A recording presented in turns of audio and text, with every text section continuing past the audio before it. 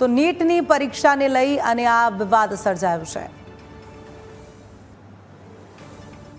Exam હતી 11:30 અહીંયા આવ્યો હતો, એને બધું ચેક કરવામાં આવ્યું, એની બુટ્ટી ઉપર ટેપ મારવામાં આવી, કંઠીએ નીકાળી લેવડાવવામાં આવી અને મુસ્લિમ લોકોને હિજાબ પહેરીને અંદર જવા દેવાની છૂટી આપી। આ પોલીસ કઈ રીતનો છે? એનટીઓના રૂલ્સ બધા માટે સારો જ લાગે? ન્યાય કેવો? સંઘવીભાઈને કહું છું, આ તમે હિન્દુ મુસ્લિમ કરો છો, હવે કરો હિન્દુ મુસ્લિમ। મારી ડોટર અહીંયા 12 વાગે એક્ઝામ આપવા આવી હતી। આ તો સિમ્પલ કપડાં પહેરીને આવી હતી, ગાઈડલાઈન મુજબ કંઠી દોરાન બધું કાઢીને જ આવી હતી, કોઈ મેટલની વસ્તુ નહીં। પણ જે છોકરાઓને કંઠી પહેરેલી છે અહીંયા કઢાઈ દીધી અને અમે હિન્દુ પેરેન્ટ્સ જે સપોર્ટિંગ છે, કોઓપરેટ કરીએ છીએ, છોકરાઓ અહીંયા ભણે છે, કાઢી દીધા કે ચલો કંઈ નહીં, આપણે છોકરાઓને એક્ઝામ ના બગડે।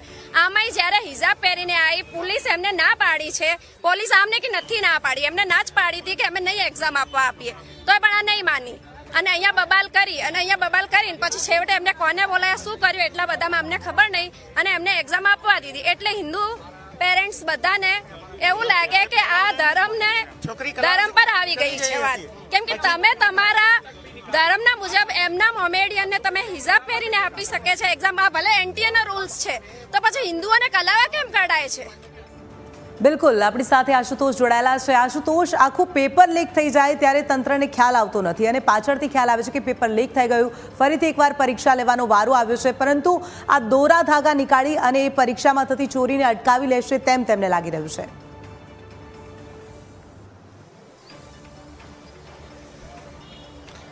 જે ચોક્કસથી એનટીએ પોતાની જો સિસ્ટમ્સ જે છે ટ્રાન્સપરન્ટ કરવી હોય તો ચુસ્ત નિયમો જે છે તે ઘડવા જોઈએ અને પેપર લીક ક્યાંથી થાય છે તે કડી શોધવી તેમના માટે ખૂબ જ જરૂરી છે। પરંતુ 2 મહિના થવા છતાં પણ હજુ સુધી એ નથી જાણી શક્યા કે પેપર કોણે ફોડ્યું અને જો પહેલેથી લીક થયું હોય તો તેમાં કોણ કોણ સામેલ હતું। એટલે એ પ્રકારથી એનટીએ જે છે તે કામ નથી કરતી। દર વખતે 1 કે 2 વર્ષ થાય અને આ પ્રકારની ઘટનાઓ જે છે તે સામે આવતી હોય છે અને એનટીએનું પેપર જે છે તે ક્યાંક ક્યાંકથી લીક થઈ જતું હોય છે અથવા તો કોઈના કોઈ ગડબડીની શક્યતાઓ જે છે તે સામે આવતી હોય છે। ગોધરામાં પણ 2 વર્ષ અગાઉ આ પ્રકારની ઘટના જે તે ઘટી હતી, જેમાં જે પેપર જે છે તે ફૂટ્યું નહોતું પરંતુ ક્યાંક ને તેમના બેઠેલા વિદ્યાર્થીઓ જે છે તેમને લખાવી દેવામાં આવ્યું હતું અને તમામ લોકોના માર્ક્સ જે છે તે એક સરખા હતા અને ત્યારબાદ સમગ્ર કૌભાંડનો ભાંડો જે છે તો ફૂટ્યો હતો। પરંતુ એનટીએ જે છે એ સિસ્ટમ પર ધ્યાન આપવાની જરૂર છે કે પેપરો ક્યાંથી ફૂટે છે, ન કે વિદ્યાર્થીઓના દોરા ધાગાથી તેમને કોઈ ફરક પડે છે। કારણ કે વિદ્યાર્થીઓ એક નાળાછડી અથવા તો માં શું લખીને આવે તે પણ એક સૌથી મોટો પ્રશ્ન છે અને એમાંથી કઈ રીતે ચોરી કરી શકે